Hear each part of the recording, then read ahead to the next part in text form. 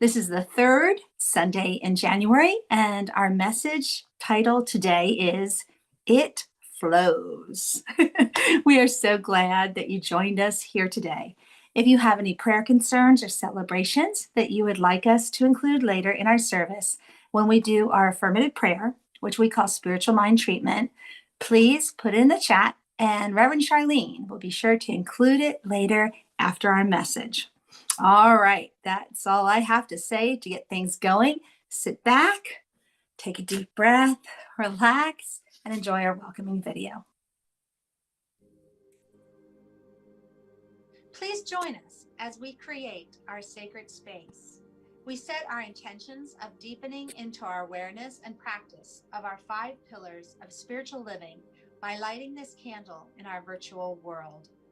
Our first pillar is sacred study, represented by the divine quality of truth.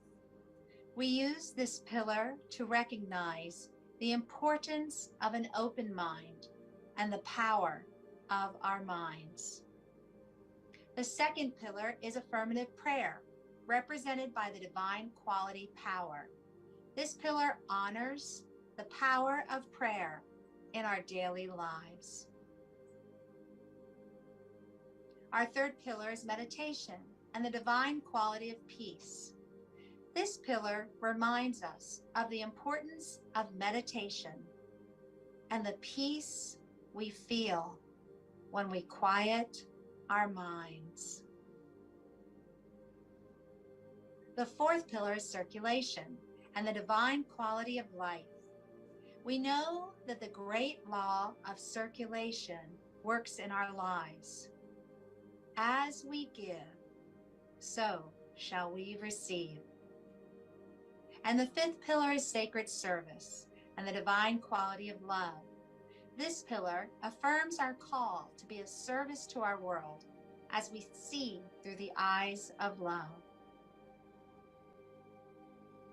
Let us close our eyes as we bless this sacred space and our time together.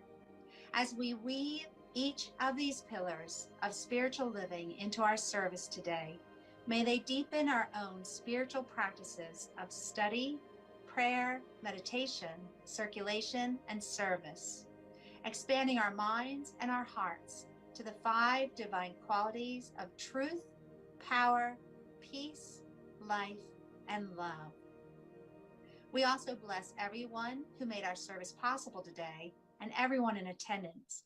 May the energy of love that is generated here bless everyone abundantly, and so it is. Okay, now it's time for our meditation, and I want to give you just a little bit of background of why I selected this meditation for today. For those of you that have your little journal, I looked at week 3 for January, and there were 3 questions. How can you become more aware of God's presence in your daily life? What practice or rituals help you connect with and embrace the boundless love and wisdom that guide you? And the third question, in what ways can you share the love, wisdom, and abundance you receive with those around you? And as I read those 3 questions, in particular, what practices or rituals help you connect with and embrace the boundless love of wisdom that guides you, this meditation came to my mind. So this is what I'm sharing with you today. And for those of you who are regulars at CSL Leesburg, you know that I try to do this once a month because this truly is a daily practice of mine. So with all that being said, what a long intro. Sit back, relax, maybe sink into your chair a little deeper. Take a deep breath and hold and release.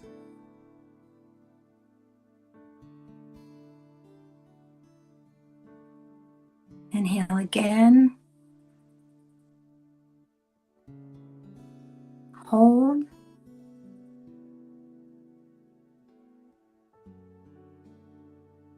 And release. So if you haven't figured it out yet, This is the loving kindness meditation. So I'm going to say some phrases and just repeat after me. You can do it out loud. You can do it in your mind. It's up to you.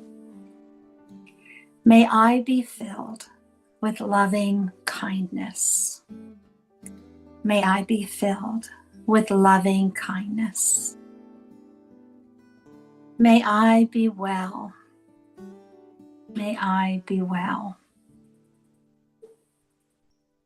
May I be peaceful and at ease. May I be happy. May I be happy.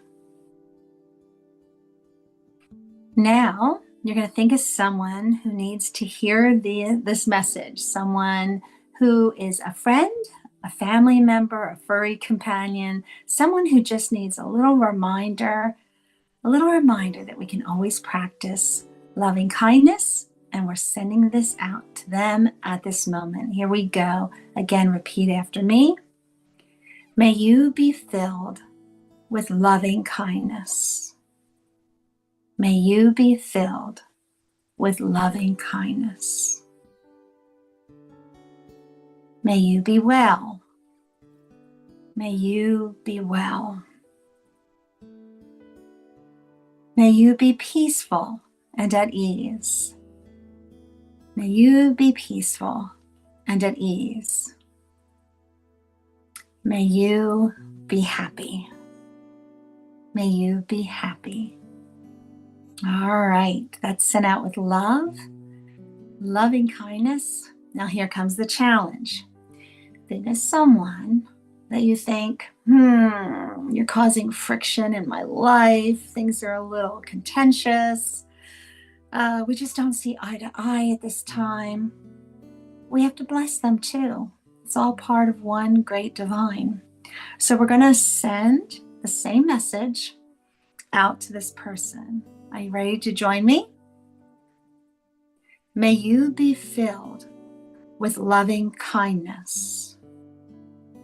May you be filled with loving kindness. May you be well. May you be well. May you be peaceful and at ease. May you be peaceful and at ease. May you be happy. May you be happy. All right, for our last verse of this meditation, there's so much going on. I think of the people out in California with the wildfires, all those who have left their homes, all those who are battling the fires. We also have a lot going on over in the Middle East with Israel and Gaza. So let's just hold the world. Let's just hold the world in the palm of our hands. Or if you want, zoom in on one particular place and let's send the same message of loving kindness out to those people. Here we go. May you be filled with loving kindness. May you be filled with loving kindness. May you be well. May you be well. May you be peaceful and at ease. May you be peaceful and at ease. May you be happy. May you be happy. We know there's so much power in our words. We know there's so much power in the now.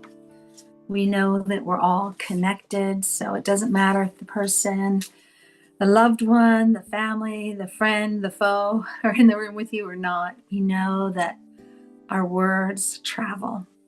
We know that we're all connected. So just take a little deep breath again. Come back, sit back, and enjoy the music of Soul Pajamas.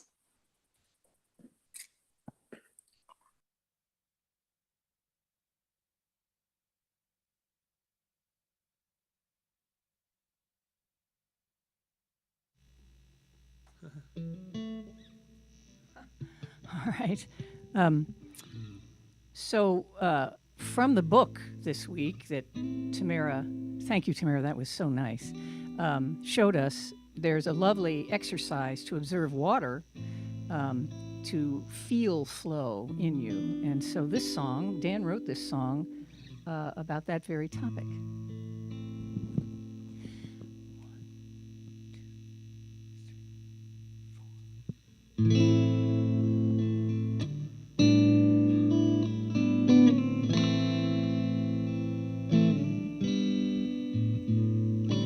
Life is a river.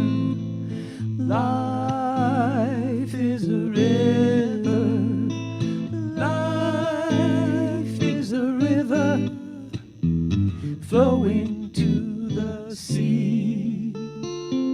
Flowing to the sea. I am an ocean. I am an ocean. I am an ocean. Rivers run to me.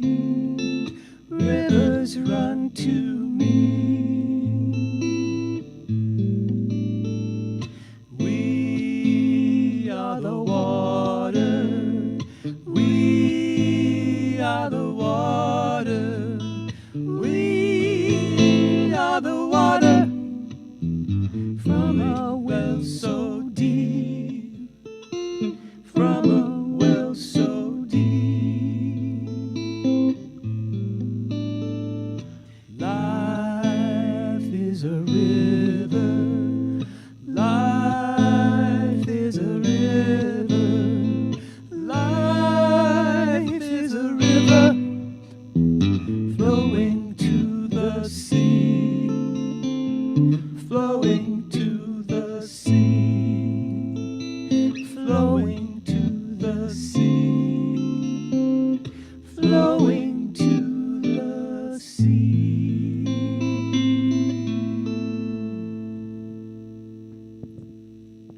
Woo! That was beautiful. Dan, you are very talented. You wrote that song, and oh my gosh. And Tamara, thank you for that beautiful meditation. I don't know, this time it somehow got me a little deeper. Somehow I was really there with the people that I was holding that space for. So thank you for doing that every month. I feel like I get better and better at, especially the one where I'm thinking about someone whose special day might be tomorrow. I'm just saying. And I was like, may you be well. May your life be full and at ease. And I'm like, yeah, wouldn't that be great?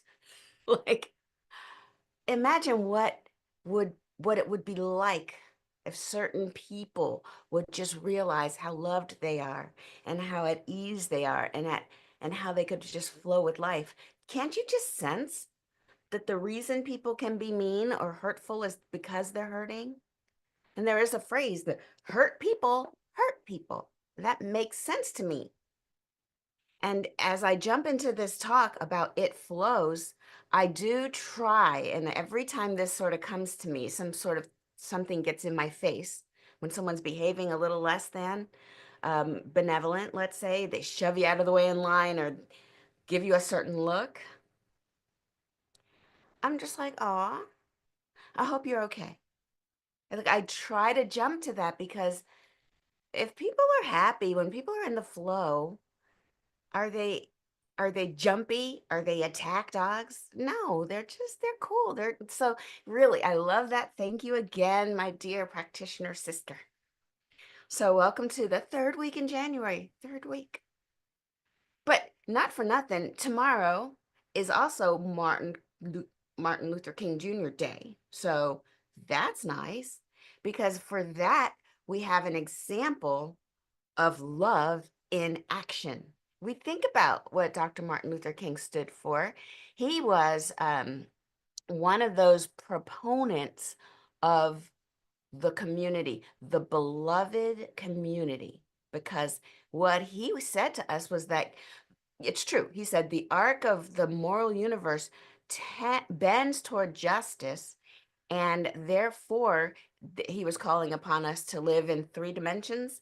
So we live deep, like long, which is in yourself, get yourself together, and then wide, which is let's connect to other people in that beloved community.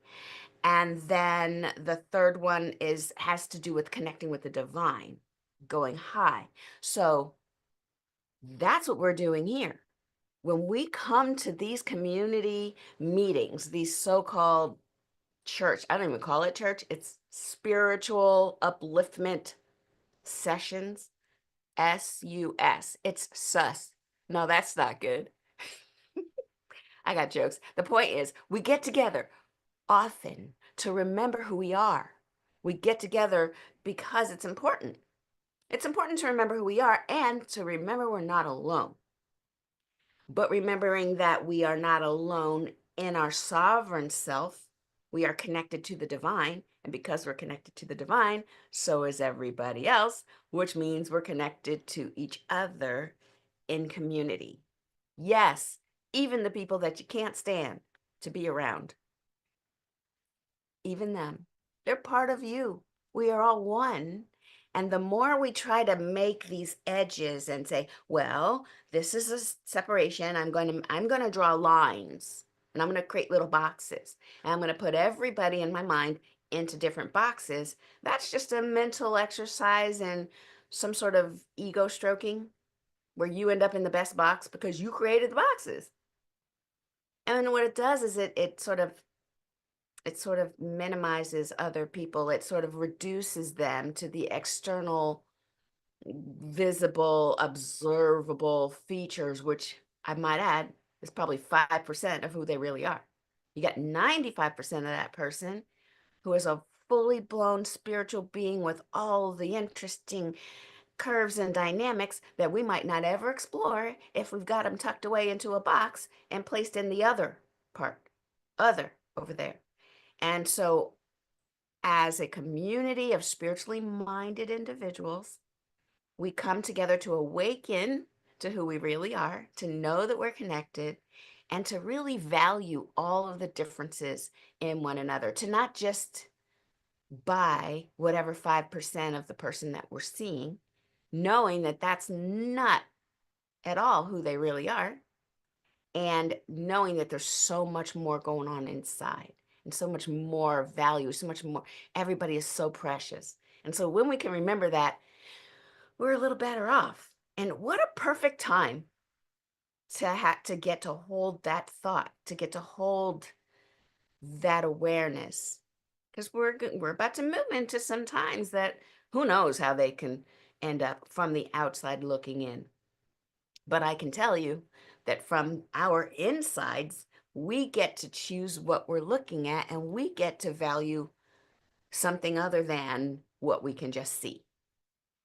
In fact, if we remember this, from a quote from Ernest Holmes, the founder of our teachings, he said, perhaps the simplest way to state this proposition of we are part of the whole, we are one with the divine, is to say we are surrounded by a mind or intelligence that knows everything, that the potential knowledge of all things exists in this mind, that the abstract essence of beauty, truth, and wisdom coexist in the mind of the universe, that we also exist in it, and we may draw from it.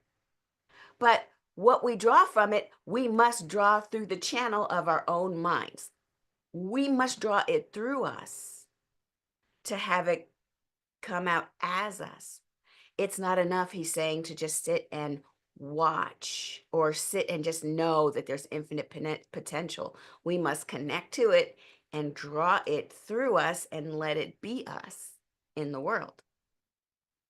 And to continue his quote, a unity must be established and a conscious connection must be made before we can derive the benefits that the greater mind is willing to reveal or impart unto us.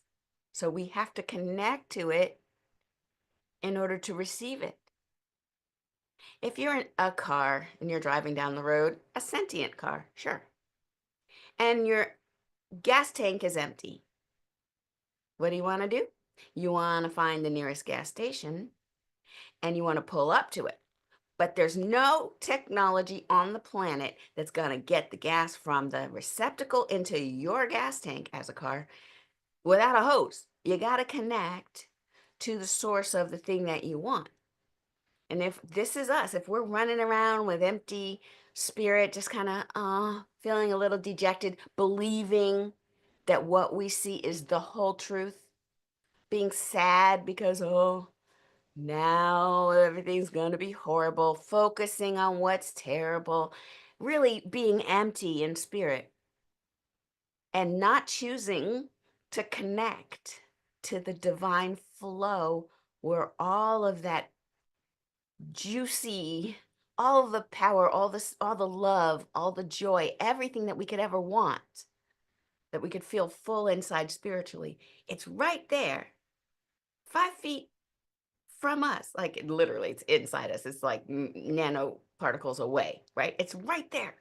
But unless we turn our consciousness to it, which is like opening up the gas tank, and then sink into it, being aware that this presence has my highest good at heart, and I am one with it. Therefore, if this presence is omniscient, it knows everything, then I have access to everything. If this presence is all powerful, I have access to all the power. And then if it is everywhere, then that means I don't have to go anywhere. I could just sit down and close my eyes and connect to it. And this is what we were doing in our meditation. And this is a cornerstone of our pillars. This meditation is very important. It's a practice. We do it every day so that we can remember who we really are. So we're not tricked into believing that illusion and that we know better. So that, because that the divine mind is there, we have to make that first move and open up to it and allow it, and then just live it as often as possible. And will we be perfect? No. Will we still have pain? Sure. Will we still experience people cutting us off in traffic and doing all kinds of negative things? Sure. But we get to now be present to that and know something different. Know for them in our best days and our best moments, we could go, oh, are you okay? And not even condescendingly, like seriously hoping that person's okay. And this is the compassion that can start to be born through us. And then it'll keep us from jumping to judgment. We've all had those conversations that, oh, that person's behaving poorly, that person's not taking care of their things in life, they're being messy, or their kids are wild, or they're just not, they're hoarding, or some external sort of symptom of something deeper. And we can know, oh, I hope they're okay. What can I do? Offer a good word, offer a kind word, because you know that that's the outpicturing of something else. And then doing the loving kindness meditation and just blessing them. If we cannot do something in that moment because it's not our place, I get it, but just knowing the best for them instead of jumping to some defense mode. Now we're both in this tug of war. It could change everything. Our energy can change everything about a situation. And so that's so exciting to know this. Now, so Martin Luther King Jr. Day, it's January 20th, yay. And remembering what he said about not only our beloved community is where we get to outpicture this, we get to practice love. We also get to do nonviolence. We get to practice nonviolent activity, because by nonviolence, I'm reading here, by his leadership movement, him and Gandhi, the whole nonviolence movement, where you love even though, that got us, the African American group of folks, got us further in 350 years than it got us further in the couple of years than we had in the previous 350 years. Like, sure, we could have fought harder, but then who said, well, in a world where an eye for an eye is the rule, then everybody ends up blind. How does that help? So knowing that we can rise higher and do something at another level is how we change, we move people. And so that still applies. If not, like, it applies more than ever right now to be able to love, even though the nonviolent communication, nonviolent approach to everything is a good idea. So, and finally, I'll just wrap it up with about Dr. Martin Luther King. I love this quote: "He who is devoid of the power to forgive is devoid of the power to love." So this is how tightly coupled those are. And yeah, it's just, love is the best power. It's the highest power, and it really transforms all. So we've got Ernest Holmes on one hand and Dr. Martin Luther King Jr. on the other hand. We're really talking about the law of life, the law of the divine. The divine offer actually operates through a set of laws, and the highest law, of course, is law, the love being the highest law. But if you know anything about law, just, you could actually be a lawyer, you could be a police officer. In both realms, we all know the little trope where the person gets pulled over because they were speeding, and the officer says, "Do you know how fast you were going?" And then the person says, "Oh, I at 50. Well, did you know that the speed limit was 35? No, I didn't know that.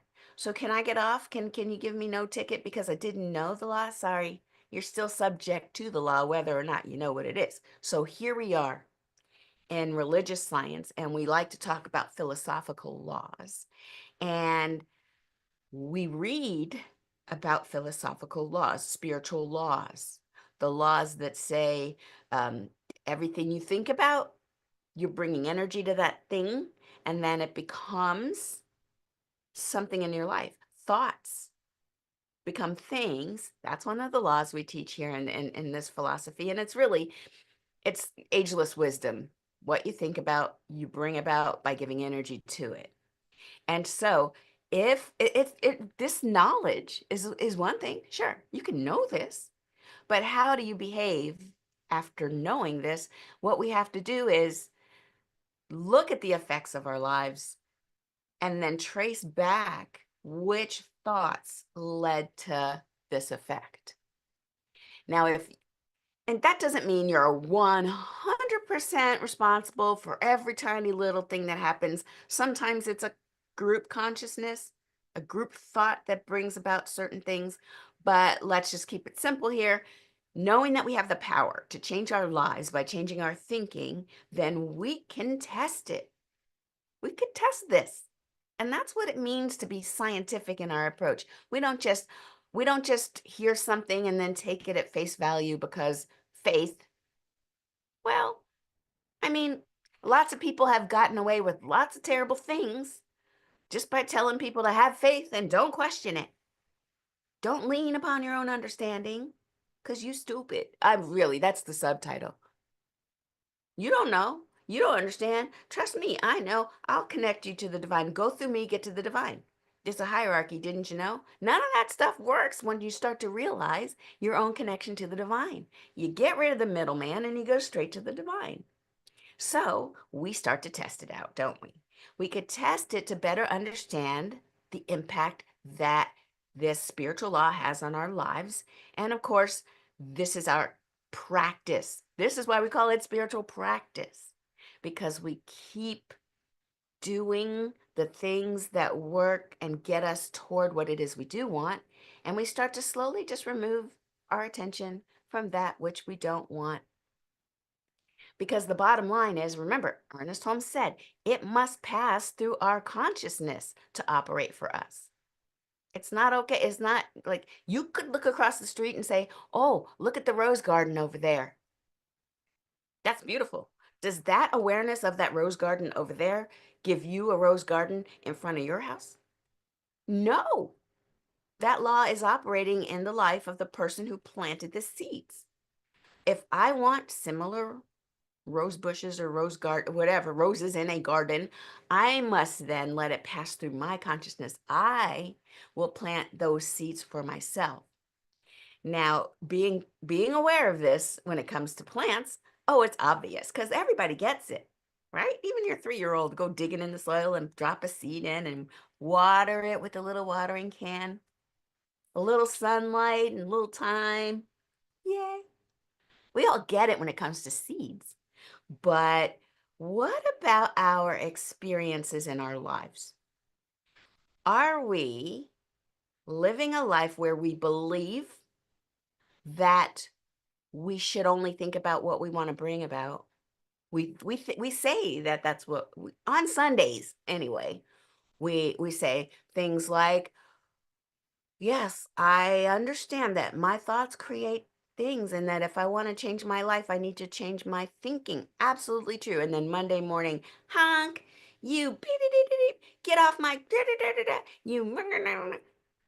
Is that us? Like it could happen. Or you get to work or wherever it is you go, and there's some complaining, and you just pull up a chair and get some tea, and you're sipping the tea and spilling the tea, and you're eating popcorn. Oh my God, tell me more. That's a horrible Are you engaging in thinking that you don't really want to have show up in your life? Are you thinking that, oh, I could just watch the train wreck over there and just comment on it and be all nasty? It's so much fun to gossip. Do we really think that we're not creating our lives out of that energy? At what point did the universe take its laws and say, suspend the laws? She's just gossiping right now. Her energy, let's not use her current energy to create her circumstances. We got to wait till she comes back. No, the law says, okay, you like messy mess? Good. We'll give you some of that. And then, so a lot of times we live a double life, or it's almost like a little cognitive dissonance where we say one thing about, I believe that our thoughts are, I believe that affirmations, I do want this for myself. And then proceed in unconscious mind to just fall in to the lowest common denominator. So either way, the law says, cool, gotcha. And this is why, I mean, I'm not a spiritual bypasser. I don't think I am. Other people might disagree. But when certain things didn't go my way politically, I was sad about it for a while. And then I said, okay, that's enough, because I'm not going to let my energy be hijacked by these negative feelings and let that be the thing from which I'm creating my experience.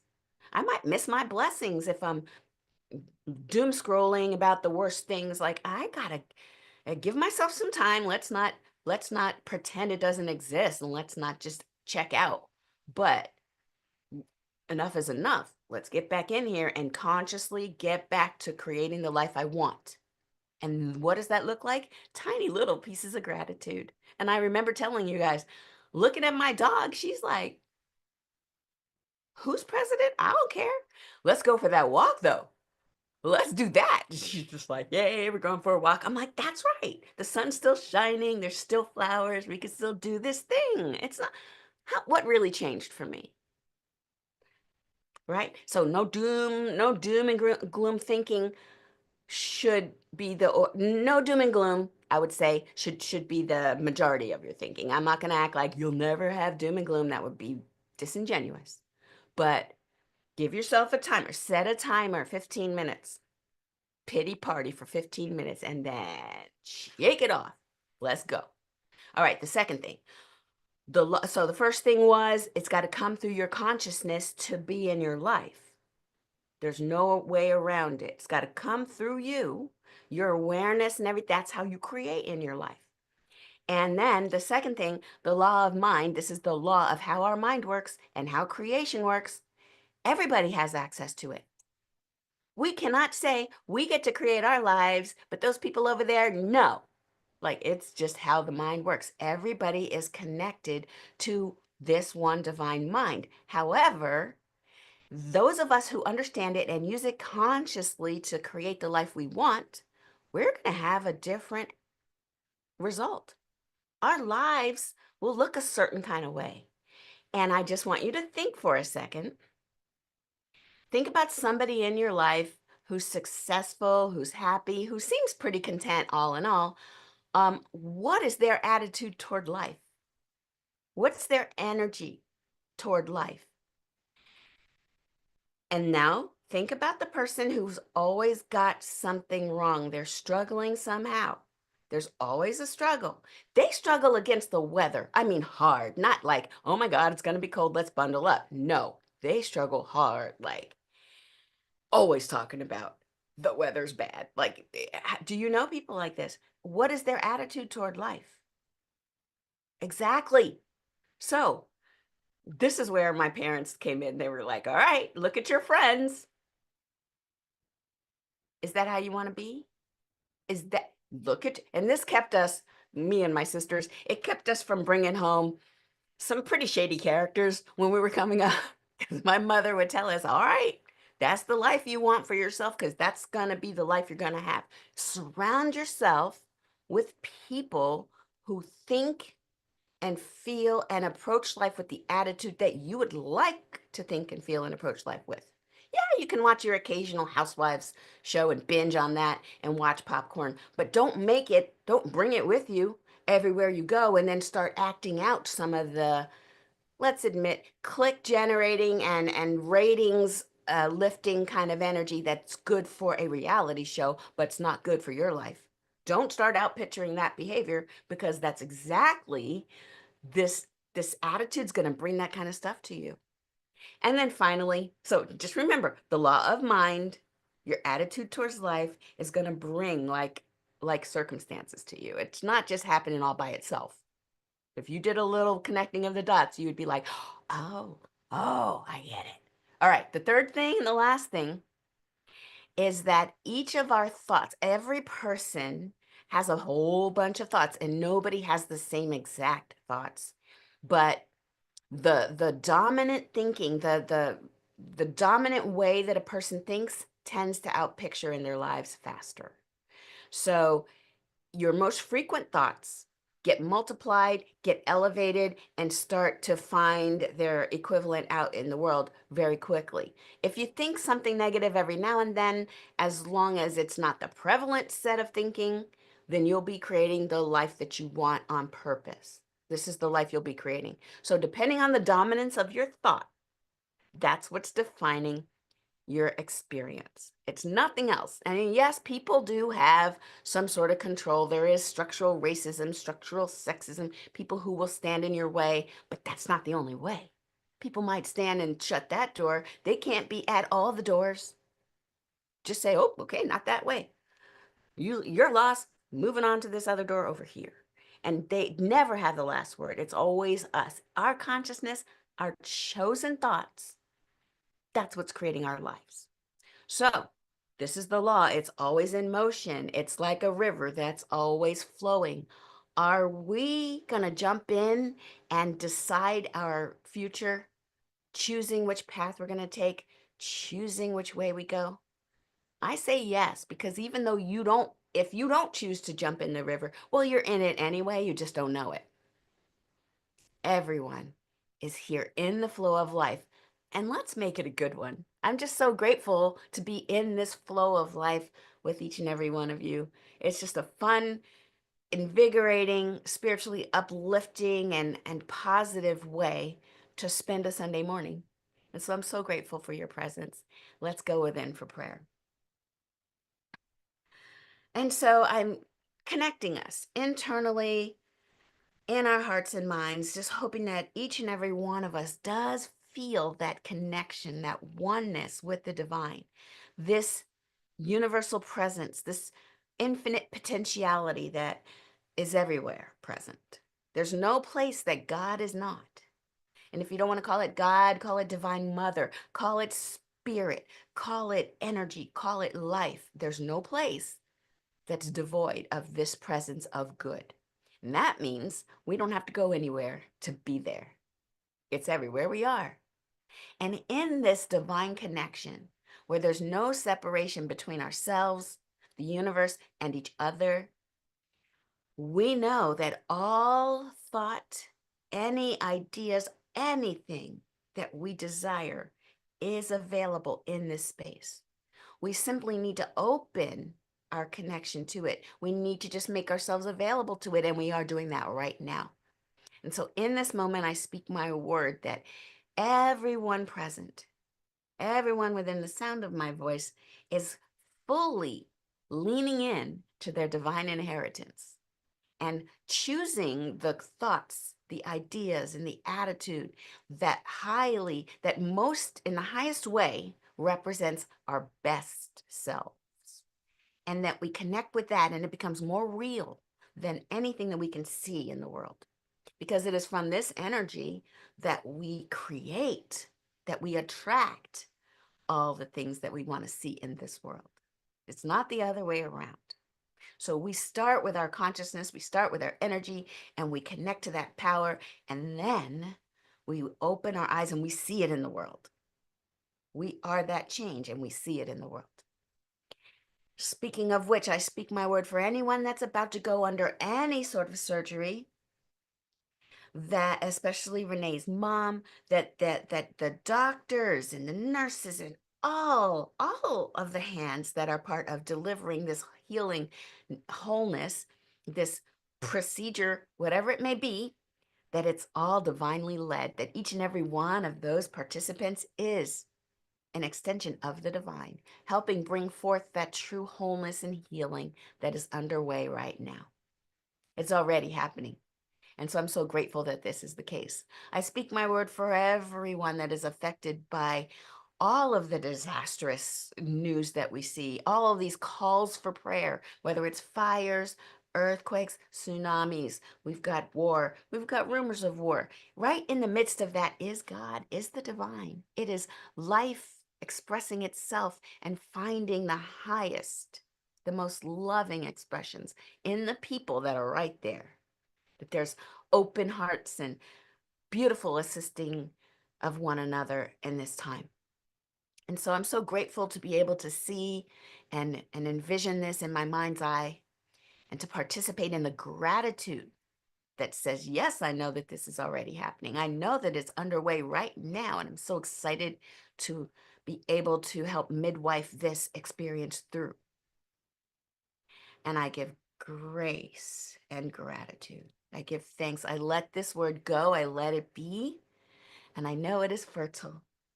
And so it is. Ashe.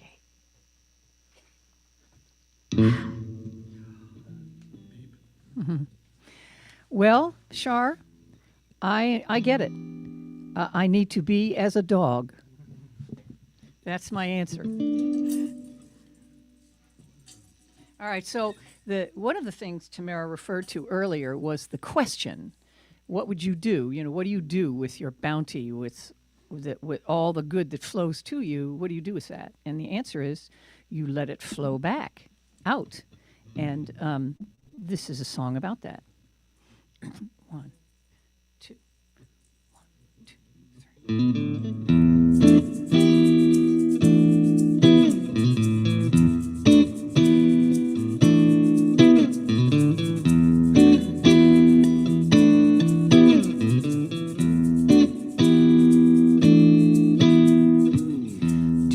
Watch where it goes when your cup overflows. It's a beautiful thing to be blessed. Is abundance a gift that brings others a lift? What if it's never put to the test? Fill the cup of another. Ooh, that's a sister or brother. You're my brother. You're not meant to hang on. Ooh, gifts flow along. Flow along. Fill the cup of another. Now the season of drought, all the waters dry out, and I'm sinking fast in the shifting sands. I am gasping for air. I have nothing to share, but I thank you all for your helping hands. Fill the cup of another. Bless a sister or brother. You're my brother. You're not meant to hang on. Let your gifts flow along. Flow along. Fill the cup of another. How do you measure your time, talent, and treasure? Do you hold tight or simply let go? You will find there's no lack if you always give back and let your cup overflow. Fill the cup of another. Bless a sister or brother. You're my brother. You're not meant to hang on. Let your gifts flow along. Flow along. Fill the cup of another.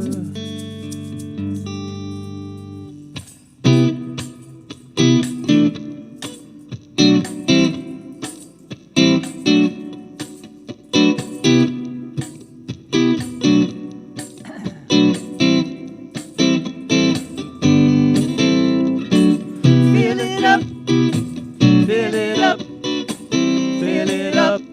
Fill someone's cup. Fill it up, fill it up, fill it up. Fill Someone's cup, fill it up, shaking in, pressed down to overflowing. Fill it up, fill it up, fill it up. Fill someone's cup, fill it up, Fill it up. fill it up. You know Fill it up. there's always enough. Share with Someone's your cup, sister fill it and your up, brother. Love fill one it up, another. fill You it will up. always give back. Someone's cup heaped up, Heaped up. shaking in, Shaking in. pressed down To overflowing. Fill it up, Fill it up. fill it up, fill it up. Fill someone's, fill the cup of another.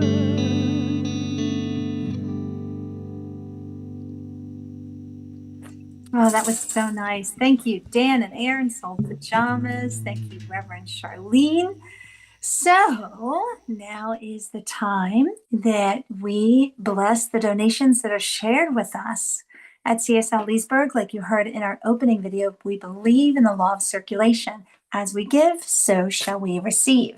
So your donations allow us to do what we do on Sundays when we bring the music and the meditation and the message to you, but also we tithe. We know that as we give, we receive. So we tithe to our home organization, CSL, the official folks. And we also look for other organizations that share our vision of helping to create a world that works for everyone. No matter how you are giving, there it goes again. I've got to come up with a different setup. I changed things around. Oh my goodness. All right. No matter how you are giving, we thank you so much. Please join me in the blessing of our gifts.